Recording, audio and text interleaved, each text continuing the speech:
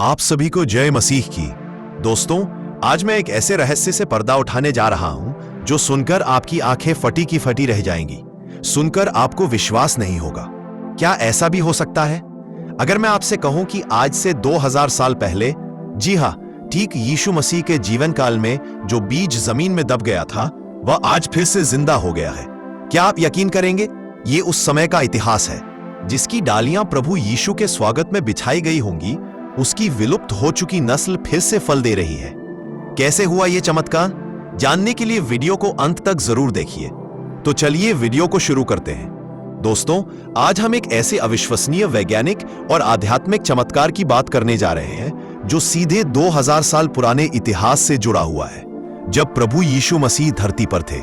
क्या आप कल्पना कर सकते हैं कि जिस किस्म के खजूर के फल यीशु मसीह ने खाए होंगे, या जिन खजूर की डालियों से यरूशलेम में उनका स्वागत हुआ था, क्या वे आज भी मौजूद है? ये बहुत बड़ा सवाल है। क्या इतना पुराना बीज जीवित रह सकता है? इसका सीधा जवाब है हाँ। यह एक असाधारण सत्य है जो ईश्वर की बनाई सृष्टि के असीम सामर्थ्य और दृढ़ता को दिखाता है। यीशु मसीह के समय में जुडिया के खजूर पूरी दुनिया में प्रसिद्ध थे। ये अपने बड़े आकार, स्वादिष्ट मिठास और औषधीय गुणों के लिए जाने जाते थे।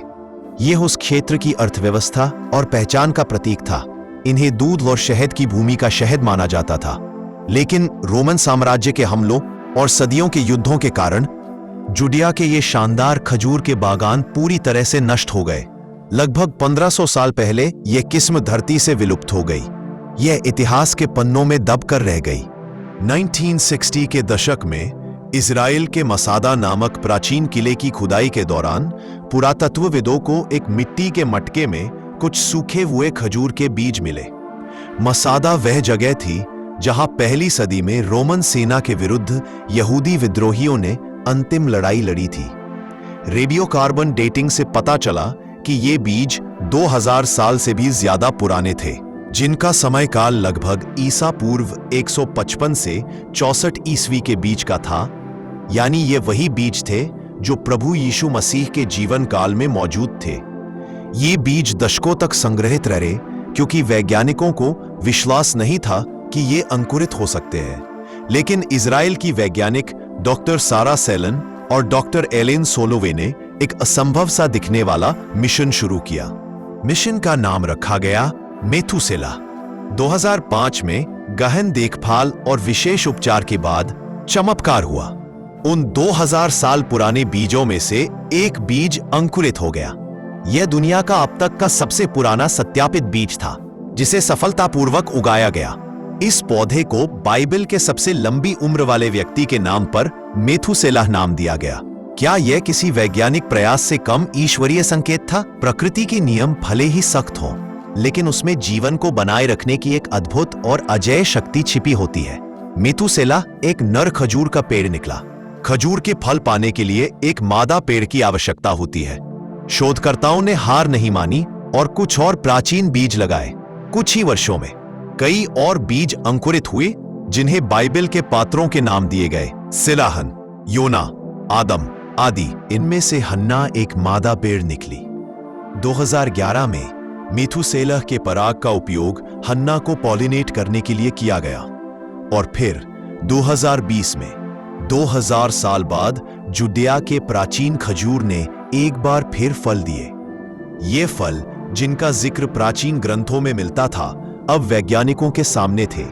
ये उस विलुप्त खजूर की किस्म का पुनर्जीवन था जो यीशु मसीह के जमाने में फला फूला था। दोस्तों, ये कहानी सिर्फ विज्ञान की जीत नहीं है, बल्कि ये आपके और मेरे लिए एक गहन आध्यात्मिक संदेश है। 2000 साल तक धूल और सूखे जमीन में दबे रहने के बावजूद इस छोटे से बीज ने जीवन की आशा नहीं छोड़ी। ये बीज हमें सिखाती है कि जीवन कितना ही मुश्किल क्यों न हो, ईश्वर की बनाई हर रचना में जीने की अदम्य इच्छा और पुनर्जीवन का सामर्थ्य है।